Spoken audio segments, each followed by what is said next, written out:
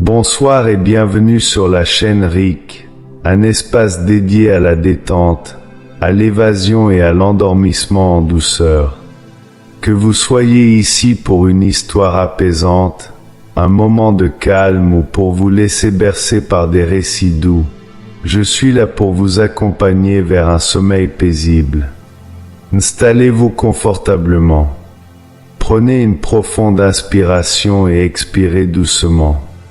Quand vous êtes prêt, fermez les yeux et détendez-vous alors que nous commençons la collection d'histoires oniriques de ce soir.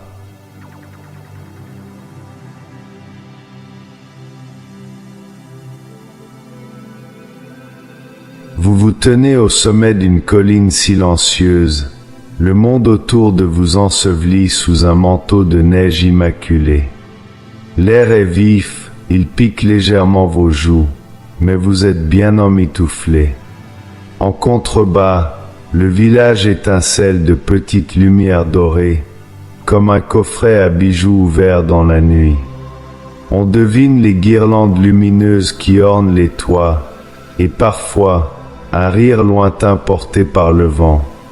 La pleine lune, énorme et laiteuse, baigne le paysage d'une lueur bleutée, presque surnaturelle. Un instant, vous vous imaginez planer au-dessus de ce tableau, tel un oiseau nocturne. Vous survoleriez les cheminées fumantes, vous glisseriez le long des ruelles, vous effleurant aux fenêtres illuminées où l'on devine des scènes de vie chaleureuse, une famille attablée, un feu qui crépite, un chat endormi sur un canapé. Mais une rafale plus froide vous ramène à vous-même. La nuit s'épaissit et le vent devient mordant. Il est temps de redescendre. Vous empruntez le sentier forestier qui serpente à flanc de colline. Vos pas craquent dans la neige durcie, rythmant votre marche lente. Autour de vous, la forêt de pins semble retenir son souffle. Les branches alourdies de givre scintillent comme des cristaux.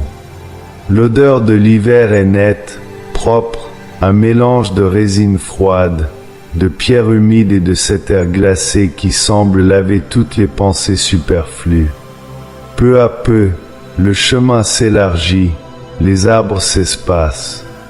Vous arrivez dans une clairière que vous ne reconnaissez pas, bien que vous ayez emprunté ce sentier 100 fois.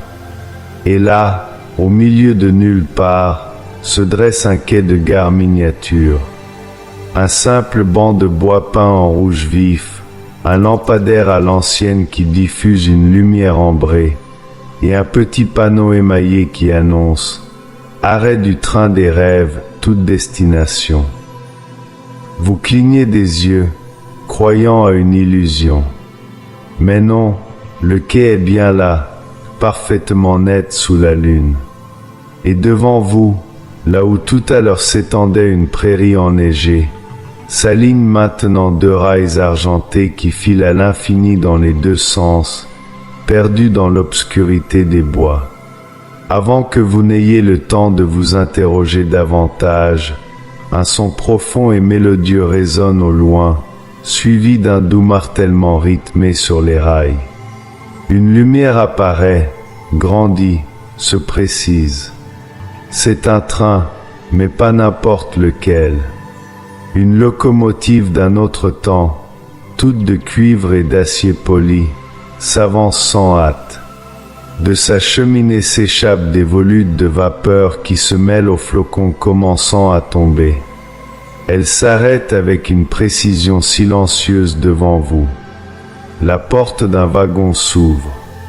Un contrôleur en uniforme bleu marine, à la moustache soignée et aux yeux bienveillants, vous sourit. Votre compartiment vous attend, dit-il simplement, comme s'il vous connaissait depuis toujours. Il fait froid dehors et le train des rêves a justement un itinéraire spécial ce soir, la ligne des merveilles hivernales. Sans vraiment réfléchir, poussé par une curiosité enfantine et le désir de prolonger cette magie, vous montez à bord. L'intérieur est un cocon de chaleur et de douceur. Les couloirs sont tapissés d'un épais velours bordeaux, éclairés par des appliques aux verres opalins. Le contrôleur vous conduit jusqu'à un compartiment privé. Pour vous, voyageur solitaire, chuchote-t-il en ouvrant la porte. C'est un petit sanctuaire. Un large siège capitonné face à la baie vitrée, transformable en couchette pour la nuit. Une couverture en fausse fourrure blanche y est pliée avec soin. Sur une tablette en acajou, un service à thé en porcelaine fine repose à côté d'un pot de confiture de griottes et de petits gâteaux secs. Mais la véritable merveille, c'est la fenêtre. Une immense vitre incurvée qui vous offre une vue panoramique sur le monde qui défile. Le train se remet en mouvement, d'un glissement si fluide que vous le sentez à peine. Vous vous installez, une tasse de thé chaud entre les mains, et vous regardez le paysage nocturne se métamorphoser. La forêt laisse place à une vaste étendue glacée, un lac gelé si parfaitement lisse qu'il reflète la lune comme un miroir noir. Sur ses rives, vous apercevez des animaux que vous ne pensiez voir qu'en rêve. Un cerf majestueux au pelage constellé de gouttelettes de givre lumineuses, une famille de renards argentés jouant à cache-cache entre les roseaux gelés. Puis, comme si le train traversait un tableau vivant, vous pénétrez dans une vallée peuplée de sculptures de glace naturelle, des arches, des tours, des fleurs délicates, toutes éclairées de l'intérieur par une lueur bleutée. Le contrôleur passe discrètement sa tête à la porte. Nous approchons des jardins suspendus de la Reine des Neiges, annonce-t-il, les yeux pétillants. Regardez bien sur la gauche.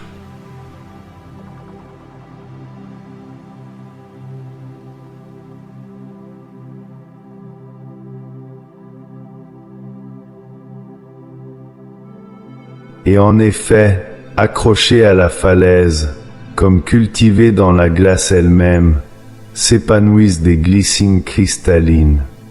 Chaque grappe est une architecture délicate, un chuchotement gelé qui semble capturer l'instant précis où le froid a figé la chute d'une cascade. Les clochettes de givre, si fines qu'elles en sont presque immatérielles, sont striées de micro-fissures hexagonales qui agissent comme des prismes. Quand la lumière de la lune les frappe de biais, elle ne se contente pas de les traverser, elle se décompose en un spectre pâle qui irise l'air alentour, créant des halos fugaces aux couleurs de nacre et d'opale. Le vent, ici, est un élément mesuré, presque domestiqué. Ce n'est pas un souffle, mais un frémissement continuel, une vibration de l'atmosphère elle-même.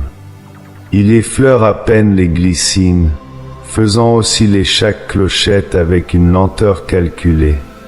Leur tintement n'est pas un son unique, mais une gamme de fréquences subtiles, certaines si aiguës qu'elles flirtent avec l'inaudible, d'autres si basses qu'elles se confondent avec le pouls souterrain de la montagne. Cette musique cristalline semble ne pas parcourir la distance, mais n'être simultanément partout et nulle part, à la fois proche, comme si elle résonnait dans la cage thoracique, et lointaine, comme l'écho d'une mélodie ancestrale à demi oubliée. Plus bas, les rosiers de givre déploient leurs corolles selon une géométrie qui défie la fragilité apparente de leur matière. Chacune est unique, non par hasard, mais par une logique interne propre, comme si chaque buisson obéissait à sa propre loi de cristallisation. Certaines roses évoquent la dentelle de Valenciennes, avec leurs entrelacs complexes et leurs ouvertures ajourées laissant passer des faisceaux de lumière structurée. D'autres imitent la solidité des vitraux gothiques, avec des pétales épais aux arêtes nettes, coloré non par des pigments, mais par les inclusions microscopiques de minéraux. Ici une trace de manganèse pour un violet pâle, là des nanoparticules d'air donnant un blanc laiteux. Au cœur de chaque rose, là où se trouverait le pistil, une perle de glace parfaitement sphérique et pure est emprisonnée. Cette perle ne reflète pas la lumière, elle la capture et la transforme. Elle contient, figé en son centre, un éclat d'étoile, peut-être un photon venu de très loin, peut-être une étincelle de pure potentialité lumineuse. Cela fait de chaque fleur une minuscule lampe autonome, émettant une lueur pâle, froide et constante, qui ne dépend d'aucune source extérieure. Cette lumière ne projette pas d'ombre, elle baigne les pétales de givre d'une illumination interne, créant un effet de translucidité profonde. Entre ces structures florales, des lianes d'argent serpentent. Elles ne sont ni tout à fait végétales, ni tout à fait minérales. Leur surface présente la fluidité du métal liquéfié et solidifié en filaments, mais leur croissance suit des motifs organiques de vrille et de volute. Leur argent n'est pas un revêtement, mais la couleur intrinsèque de leur substance, un alliage de glace hyperdense et de poussière météoritique. Elles s'enroulent autour de colonnes de glace bleutée, des structures de soutènement naturel qui ont poussé avec la falaise, avec une précision qui évoque la symbiose. Ces vrilles ne serrent pas, elles épousent, elles semblent moins saisir que caresser la glace, comme des serpents bienveillants et endormis, gardiens d'un sommeil séculaire. Leur présence ajoute une dynamique figée au jardin, une suggestion de mouvement pétrifié dans le temps.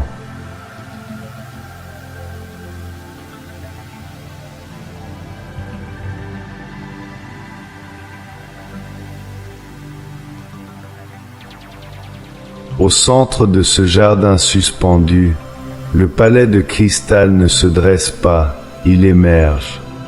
Il n'est pas le produit d'une taille, mais d'une croissance lente, strate par strate, gel après gel, au fil de millénaires d'hiver parfaits. Ces tours fuselées sont des aiguilles de glace d'une transparence absolue, à l'exception de veines d'air prisonnier qui forment des inclusions lamellaires. Ces veines, piégées lors de la congélation, scintillent d'un bleu profond ou d'un argent métallique selon l'angle d'observation, créant l'illusion que la structure est parcourue d'éclairs figés ou de ruisseaux de lumière liquide. Les fenêtres du palais sont en réalité des facettes naturelles, des plans de clivage parfaitement lisses qui ont surgi lors de la cristallisation. Chacune agit comme une lentille et un prisme, réfractant la faible lumière ambiante en éventail de couleurs pâles et douces à des lavandes, des gris bleutés, des roses très atténuées, qui se déplacent lentement sur les surfaces intérieures au gré de la course de la lune. De l'intérieur émane une lueur. Elle n'est pas uniforme, elle pulse avec une lenteur extrême, un cycle qui s'étire sur plusieurs minutes. La luminosité augmente par vagues presque imperceptibles, atteint un doux maximum, puis décroît pour presque s'éteindre avant de renaître. Ce pulsation évoque irrésistiblement un battement cardiaque, celui d'un cœur de glace hypothétique, centre énergétique et symbolique de tout le jardin. Et cette lueur pulsée module en retour la musique du carillon éolien. Quand la lumière est à son apogée, les notes semblent plus claires, plus nombreuses. Quand elle faiblit, la musique baisse d'un cran, devient plus grave, plus contemplative. La polyphonie ainsi créée est d'une complexité infinie.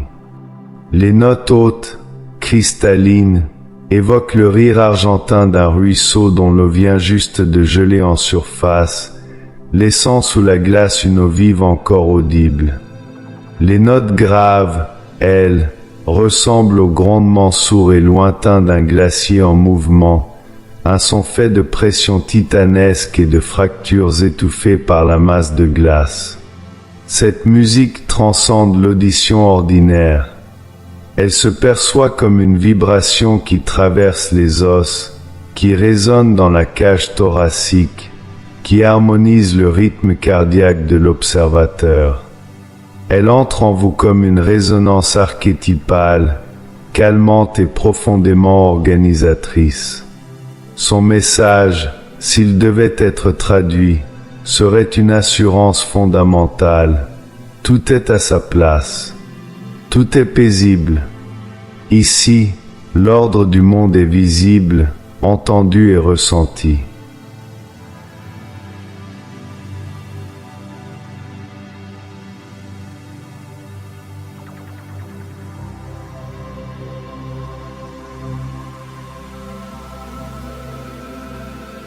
Le train, quittant la zone d'influence du jardin, s'engage avec une silencieuse détermination sur un pont arqué d'une élégance qui défie la physique commune.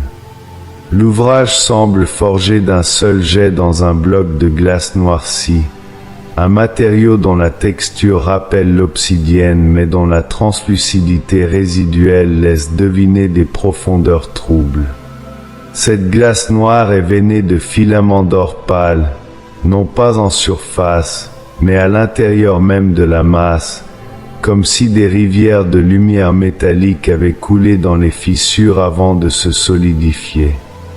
Les rambardes du pont ne sont pas de simples barrières, ce sont des entrelacs complexes de branches de fer forgées, d'un style évocateur de l'art nouveau, mais entièrement recouverte d'un givre permanent. Ce givre n'est pas une couche uniforme, il a poussé en cristaux dendritiques qui suivent les courbes du métal, transformant la rambarde en une frise de fougères et de plumes d'argent. En contrebas, le canyon se creuse, une blessure profonde dans l'écorce terrestre. Ses parois sont de basalte lisse, striées de veines de quartz qui captent et renvoient parcimonieusement la lumière stellaire. Au fond, à une profondeur vertigineuse, coule la rivière. Elle n'est pas faite d'eau ordinaire. Son fluide est aussi noir que l'encre la plus pure, d'un noir qui semble absorber la lumière plutôt que la refléter. Mais cette noirceur est constellée de points lumineux. Ce ne sont pas des reflets au sens classique. Chaque point est une étoile double, un parfait jumeau d'un astre du ciel au-dessus. On ne sait si elles sont tombées, attirées par la densité particulière de la rivière, ou si la rivière elle-même est un miroir si parfait qu'elle génère sa propre voûte céleste inversée. Ces étoiles flottantes ne sont pas statiques. Elles dérivent en lente spirale, dessinant des chemins qui semblent obéir à une gravitation propre, formant des constellations éphémères et changeantes. Leur lumière est froide, précise, et ne scintille pas. Elle émet un rayonnement constant et paisible. Parfois, la surface noire est troublée. Un poisson pâle, longiligne et presque translucide, remonte des profondeurs. Son corps émet une faible bioluminescence, une lueur bleu-vert qui éclaire brièvement les abysses liquides autour de lui. Quand il vient respirer à la surface ou attraper quelque insecte lumineux imaginaire, son passage crée des cercles concentriques parfaits. Ces ondulations, en se propageant, déforment et élargissent les constellations flottantes, étirant les points lumineux en courte traînée avant de les laisser se reformer, inchangés, quelques secondes plus tard. C'est un ballet silencieux entre le vivant ténu et le céleste figé. Le train traverse ce pont sans le moindre bruit de roulement, comme s'il glissait sur un coussin d'air. À cet instant, votre reflet dans la vitre du wagon se superpose parfaitement au paysage du canyon et à la rivière étoilée. Vous voyez votre propre visage encadré par les constellations inversées, comme si vous voyagiez simultanément dans deux mondes superposés, au-dessus des étoiles terrestres et au-dessous des étoiles du ciel, à la fois observateur et élément du tableau. Cette impression fugace mais intense dissout pour un moment la frontière entre l'intérieur du train, cocon chaud et humain, et l'immensité froide et cosmique du dehors.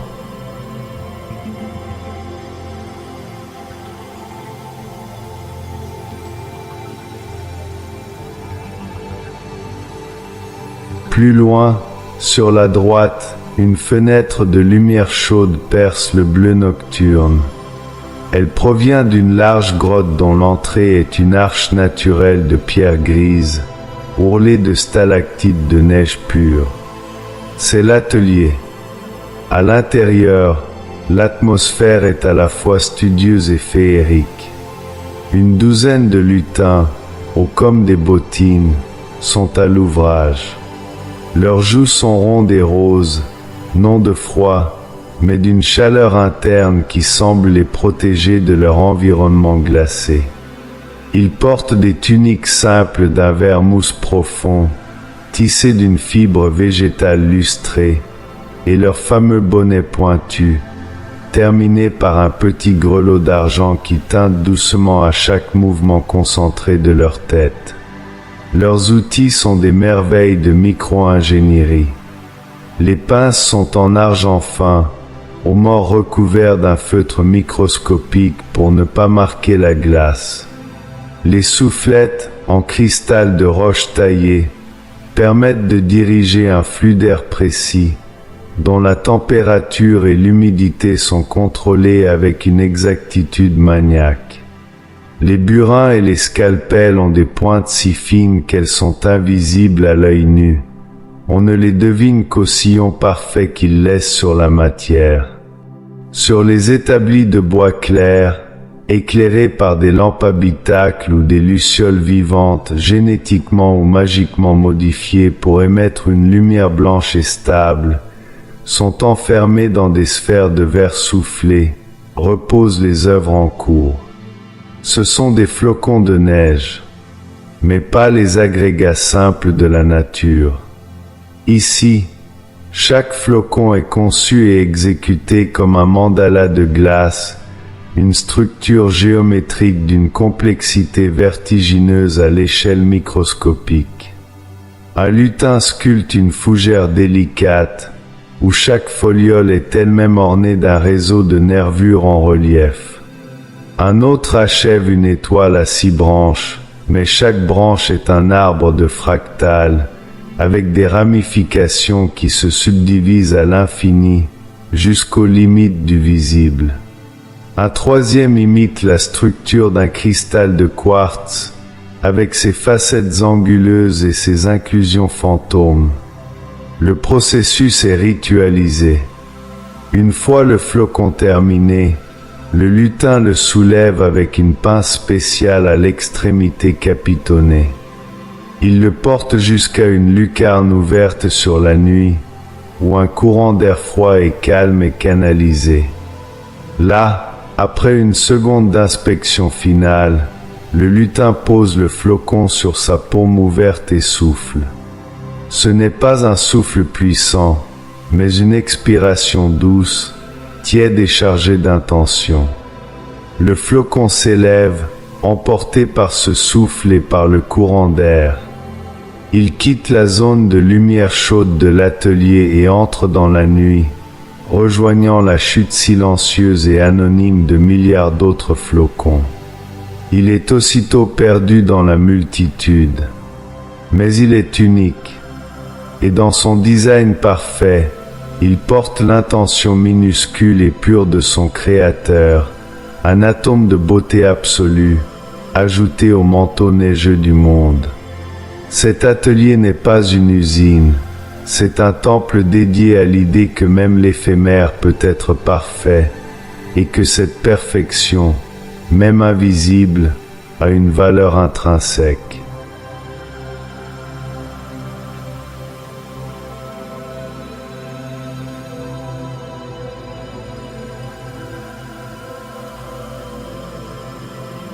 Dans le wagon, le contraste entre le spectacle extérieur et l'intérieur fêtré atteint son paroxysme. Vos paupières deviennent lourdes, non pas de fatigue morbide, mais sous l'effet cumulé de stimuli apaisants parfaitement orchestrés. L'oscillation du wagon est le premier agent. Ce n'est pas un simple balancement latéral, mais un mouvement complexe en 3 dimensions. Un léger roulis lié aux courbes du rail, un tangage infime dû au changement de pente, et une pulsation verticale presque imperceptible, le tout fusionné en une berceuse physique continue et enveloppante, comparable au mouvement d'un hamac suspendu entre 2 arbres sous une brise régulière. La chaleur du thé que vous tenez encore joue son rôle. Elle diffuse une douce torpeur qui commence dans vos doigts, où les vaisseaux sanguins se dilatent légèrement, puis remontent le long de vos avant-bras, gagnent vos épaules, et enfin votre poitrine, où elle se mêle à votre chaleur corporelle pour créer un sentiment de bien-être homogène.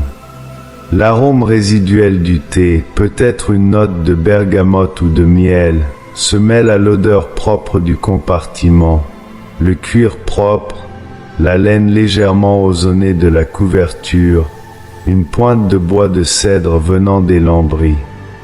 Devant vous, l'enchantement du spectacle extérieur a atteint un stade hypnotique. La succession des merveilles, d'abord surprenante, est maintenant devenue un flux continu, prévisible dans sa variété même. C'est un kaléidoscope naturel dont les motifs changent, mais dont le principe apaisant reste constant. L'œil n'a plus besoin de se focaliser, il se contente d'enregistrer les images qui glissent, favorisant un état de vision douce, propice à la rêverie. Vous vous allongez enfin sur la couchette. La transformation du siège en lit s'est opérée silencieusement, peut-être à votre insu.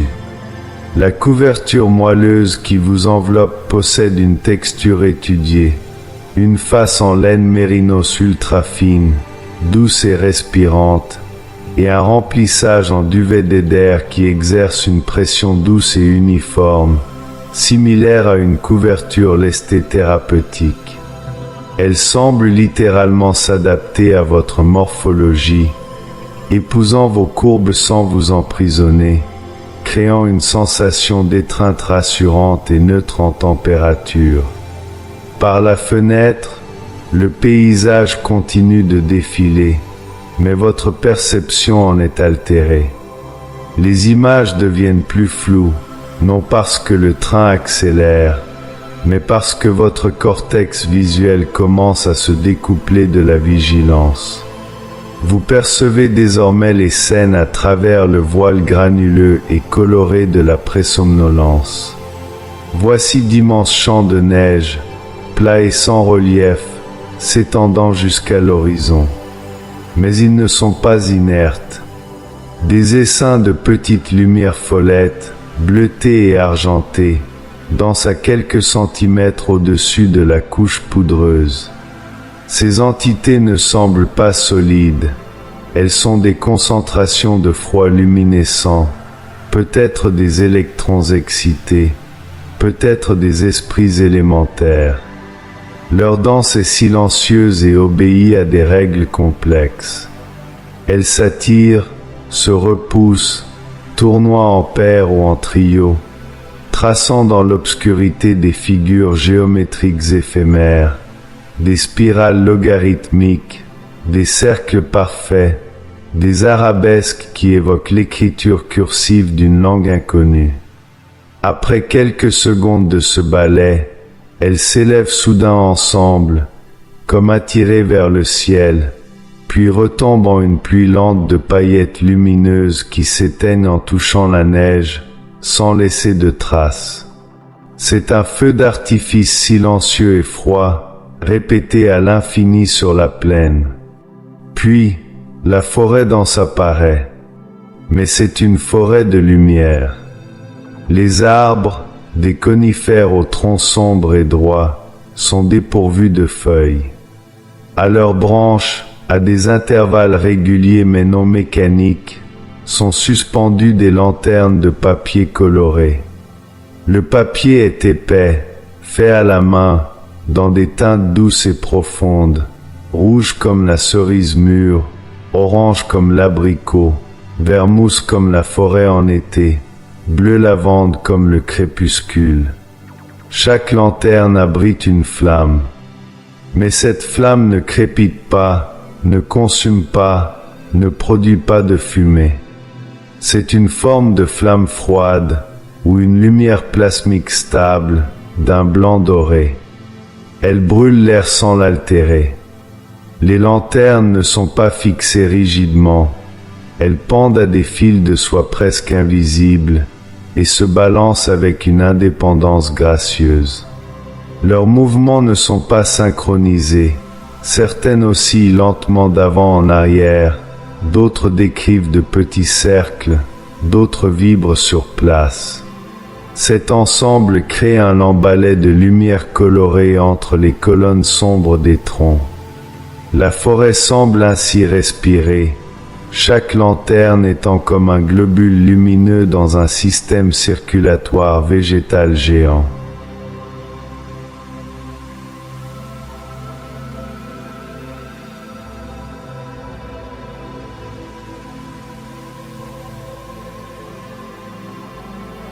La dernière image qui parvient à votre conscience éveillée, juste au point de bascule vers le sommeil, est celle d'une vaste clairière.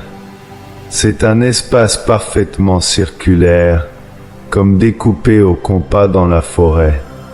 La neige y est tassée et lisse, d'une blancheur laiteuse qui suggère une surface ferme, presque solide. Au centre exact brûle un grand feu de joie. Ce feu est différent des feux ordinaires. Ces flammes ne jaillissent pas dans un désordre énergique, elles dansent. Leurs mouvements sont lents, chorégraphiés, presque liquides. Elles s'élèvent en colonnes torsadées d'or pur, puis s'évasent en parasols de rose et de violet profonds avant de retomber en cascades d'étincelles qui s'éteignent avant d'atteindre le sol. La chaleur de ce feu, bien que vous ne la sentiez pas physiquement, est perceptible comme une promesse, une radiation de bienveillance pure. Il ne consume pas, il illumine et réunit. Autour de ce foyer, des ombres se déplacent. Le terme « ombre » est ici précis. Ce ne sont pas des personnes au contour net, mais des silhouettes découpées en négatif par la lumière vive du feu. Elles ont une forme humanoïde, mais avec parfois des distorsions subtiles, une silhouette plus élancée, une autre plus trapue, une troisième avec ce qui pourrait être des oreilles pointues ou une chevelure anormalement volumineuse. Ces ombres constituent un cercle mouvant et vivant. Certaines sont assises sur des troncs ou des rochers bas, d'autres debout, se déplaçant lentement pour échanger une parole muette ou se passer une boisson chaude invisible. On devine des gestes, une main qui se tend pour en saisir une autre, une tête qui se penche vers une autre pour écouter, un éclat de rire silencieux qui fait trembler une silhouette. Leurs attitudes communiquent une paix profonde, une joie tranquille et une complicité évidente. Ce sont des voyageurs. Comme vous, ils sont montés à bord du train des rêves, venant de compartiments dispersés le long du convoi, issus d'autres réalités, d'autres phases de sommeil, d'autres vies peut-être. Ils se sont retrouvés ici, dans cette clairière qui semble exister en marge de l'espace-temps du voyage, pour partager l'essence de leurs songes. Ils racontent des histoires. Vous n'entendez pas les mots, mais vous percevez le rythme du récit, des phases narratives plus rapides, ponctuées de silences d'attente, puis des résolutions plus lentes. Parfois, un rire étouffé parcourt le cercle, faisant vaciller les ombres. Parfois, un silence profond et collectif s'installe, plein d'une émotion partagée. L'un d'eux, comme sentant votre regard lointain depuis le train, lève la tête. Vous ne voyez pas ses yeux dans l'ombre, mais vous sentez son sourire, un sourire accueillant, sans exigence, qui dit simplement « Tu es le bienvenu, toi aussi, dans cette fraternité éphémère ». De ce groupe émane une harmonie simple et puissante, une douceur palpable. Cette scène n'est pas une nouvelle merveille à cataloguer, elle est la conclusion logique et émotionnelle de tout le voyage. C'est la réunion de tous les émerveillements solitaires en une communion paisible. C'est le foyer autour duquel se rassemblent toutes les étincelles de beauté vues plus tôt.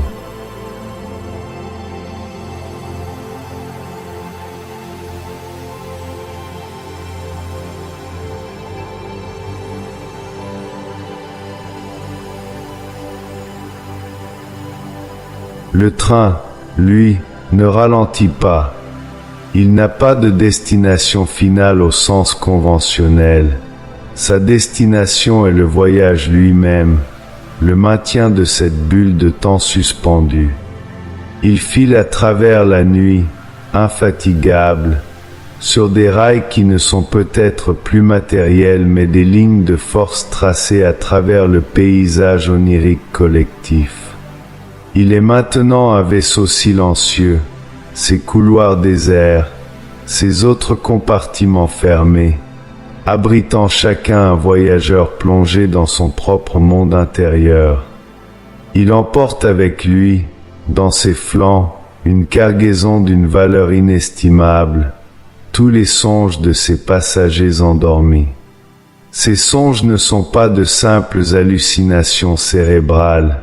Dans le contexte de ce voyage, ils sont des produits réels, des émanations chargées d'émotions et d'images.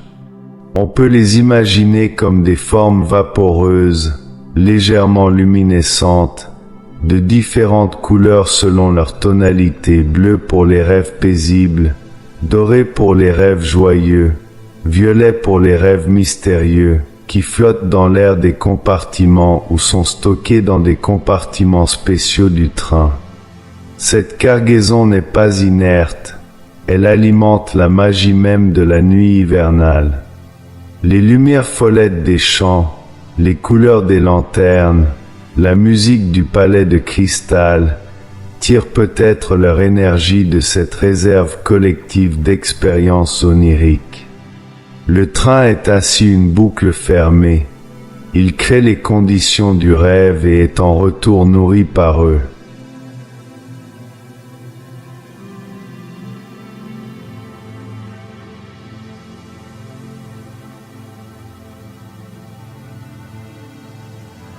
Elle vous dormait profondément. Toute tension résiduelle a quitté votre corps, rendu lourd, dense et détendu par une relaxation complète. Il s'est abandonné au mouvement berceur, n'y opposant plus la moindre résistance, fusionnant avec le rythme du voyage. Dehors, le monde continue son existence parallèle, indifférent et parfait. La neige tombe sans discontinuer sur les forêts de pins, chaque flocon, qu'il soit naturel ou issu de l'atelier des lutins, trouvant sa place dans le manteau éternel. La rivière d'étoiles coule sans fin au fond de son canyon, ses constellations liquides se formant et se défaisant dans une danse sans témoin. Dans la grotte, les lutins continuent leur travail infini, ajoutant imperceptiblement à la beauté du monde. Dans le palais de cristal, le cœur de glace bat son pouls séculaire, et le carillon éolien joue sa mélodie pour personne et pour tout le monde à la fois, pour le paysage lui-même, pour la nuit, pour le principe de l'hiver. La magie de cette saison est éternelle dans cet instant suspendu où le train voyage. Elle n'est pas affectée par l'aube qui pointe peut-être ailleurs. Ici, c'est toujours le cœur de la nuit, le moment de plus grande tranquillité.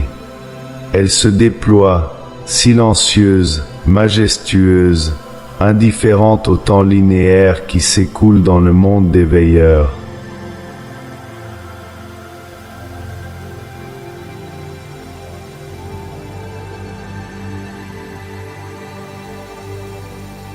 Et dans votre sommeil, votre esprit, libéré des contraintes du wagon et du corps, prolonge et amplifie le voyage. Vous vous retrouvez marchant dans le jardin de glace lui-même.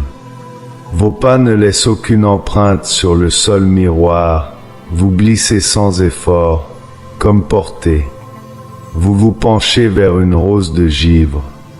De près, vous voyez que la perle de lumière en son centre contient non pas un, mais tout un microcosme de reflets changeants.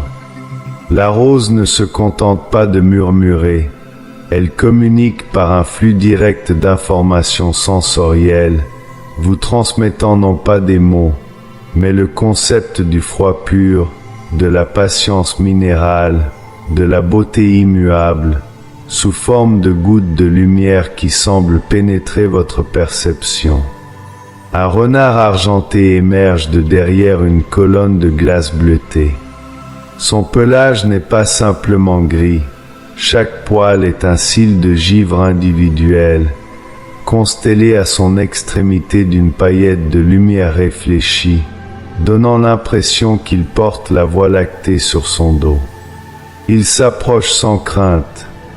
Son museau est froid et sec lorsqu'il le pose sur votre main ouverte. Ses yeux, deux saphirs d'un bleu nocturne profond, vous fixent. Il ne parle pas avec des mots, mais son regard et une vague impression télépathique vous racontent une histoire.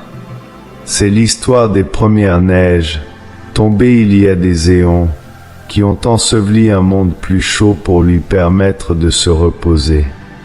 C'est l'histoire du silence comme substance primordiale et de la lente germination des cristaux comme première forme de pensée du monde minéral.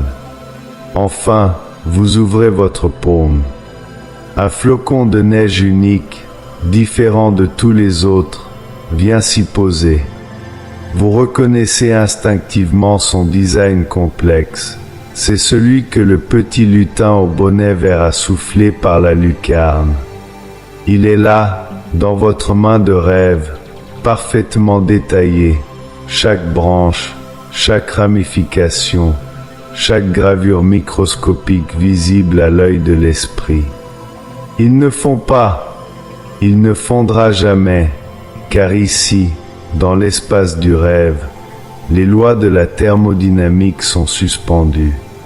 Il dégage une froideur apaisante, une sensation précise et délicate qui ancre ce rêve dans une réalité tactile.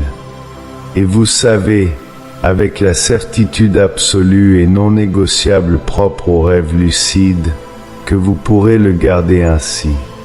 Ce flocon est un trophée, un souvenir parfait et intangible, un talisman. Il restera intact aussi longtemps que vous garderez le souvenir vivant de cette nuit, non pas le souvenir vague de l'histoire, mais le souvenir sensoriel de la paix, de l'émerveillement et de cette douce dissolution dans le paysage hivernal magique. Le voyage du train physique est fini, ou du moins en pause. Mais le voyage onirique, lui, celui qui se déroule dans le jardin de glace de votre propre esprit, n'a pas de fin. Il peut se poursuivre, se ramifier, Explorez d'autres vallées de cette géographie intérieure, jusqu'à ce que l'aube, doucement, vienne dissoudre ses derniers contours pour vous ramener, reposé et apaisé, au monde du matin.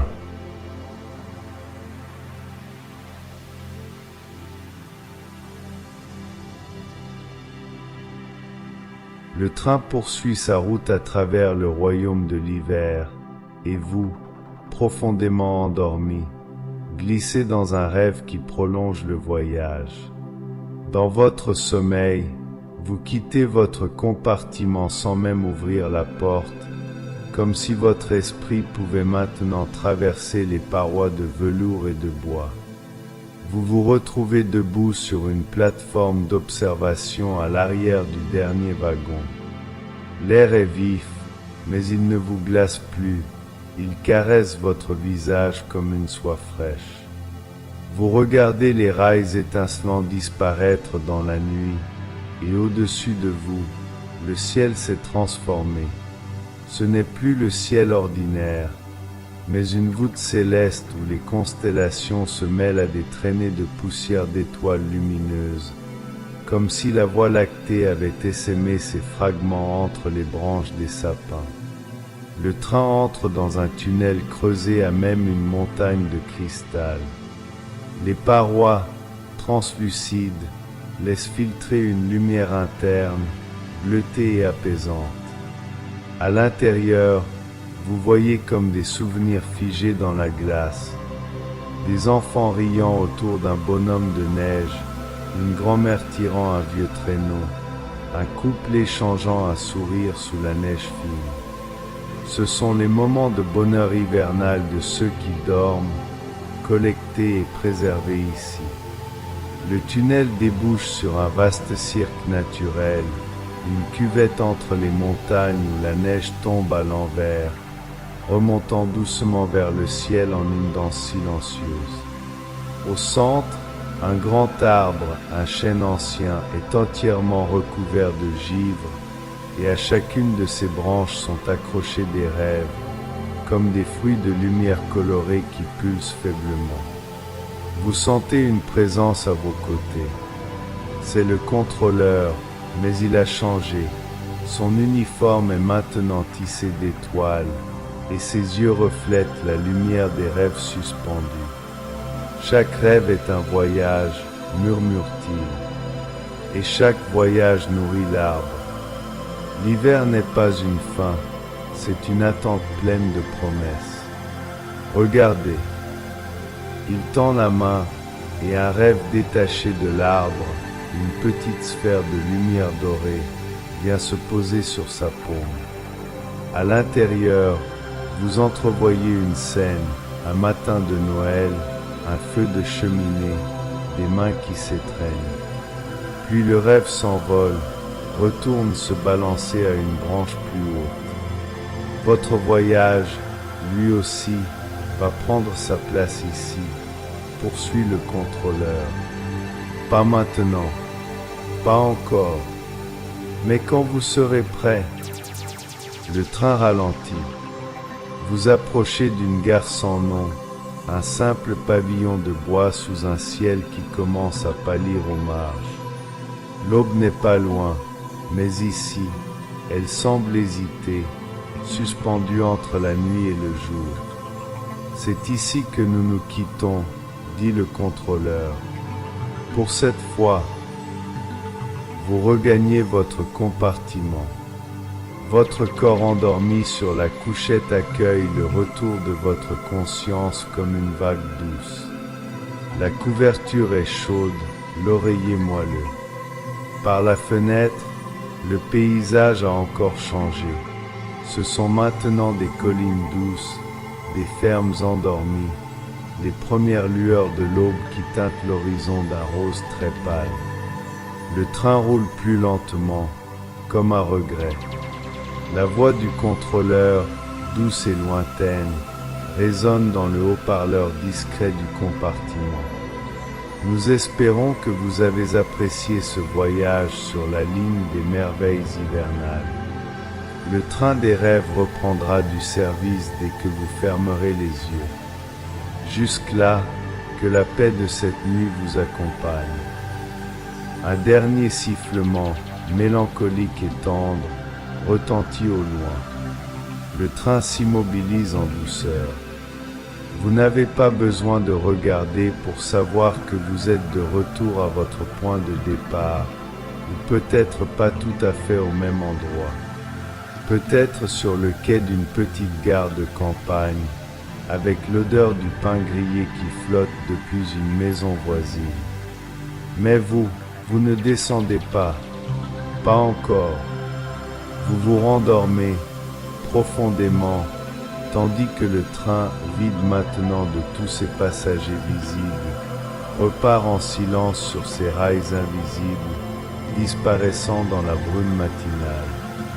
Et dans votre sommeil, vous gardez la sensation douce du mouvement, la chaleur du thé, la lumière bleutée du tunnel de cristal et la certitude que quelque part, un arbre porte désormais un petit fruit de lumière de plus le vôtre.